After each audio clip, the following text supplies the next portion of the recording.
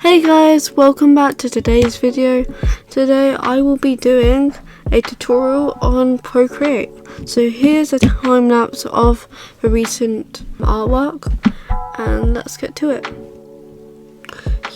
So we are going to start off with making some blocks. I am using a flat brush with this and then I'm going to rough up the edges to make it look a bit more interesting on the landscape side, so that when there is like two different perspectives, one from a back, in comparison to the background and the foreground. Here is where we add extra details by using different shades and colours just to bring out the cityscape. So this will normally take a while as we have to zoom in and use a smaller brush to add extra details. And here's a time lapse of me finishing off the little points just to add extra depth.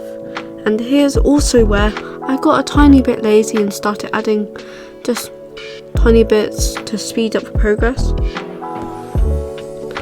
So now we're working on the foreground, and you can just start see me adding different shades and colours to the actual artwork now, and this is where we try and bring it to life.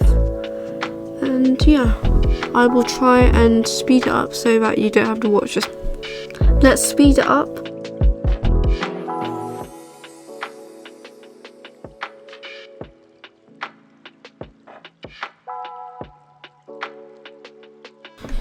And here is where we're finishing off the background and the foreground, so then we can start on lighting.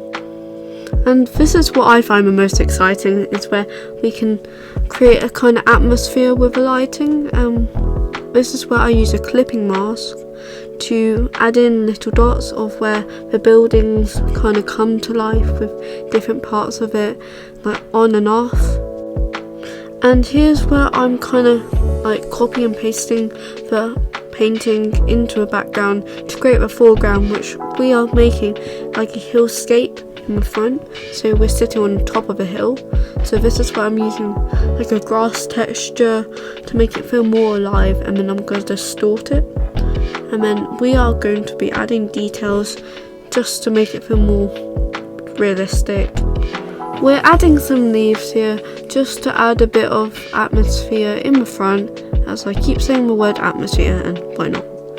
Next, after we've done the leaves and shaping it, we're adding some lighting in the background just so it brings up the hill to make sure it actually looks like it's high up.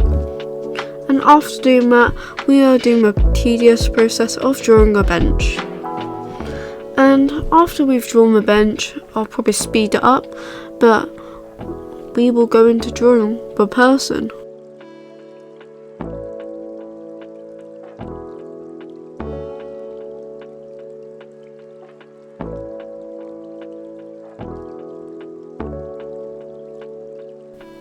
Before I draw the person, I wanted to add extra depth into the background, and this creates a kind of separation between the buildings. I went in with one of the pencils, which was quite thin, and then painted the background white so that I could see what I was doing.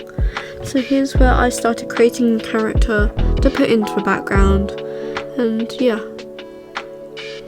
And this character I went over from the white to the black just so that it was a more clear line, and that I can go in after selecting the whole thing and painting it purple, because, well, I like the colour purple and why not.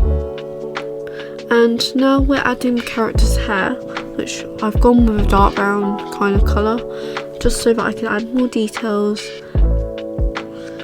Now we're just finishing off with the highlights and the details, and then we'll probably just remove the background and then add in all the layers back. Yeah, let me know what you think and if I should do more of this, as I really enjoy making art and it adds a bit of character to it. Anyways, hope you enjoyed. Make sure to like and subscribe if you haven't already. I'll see you guys next time.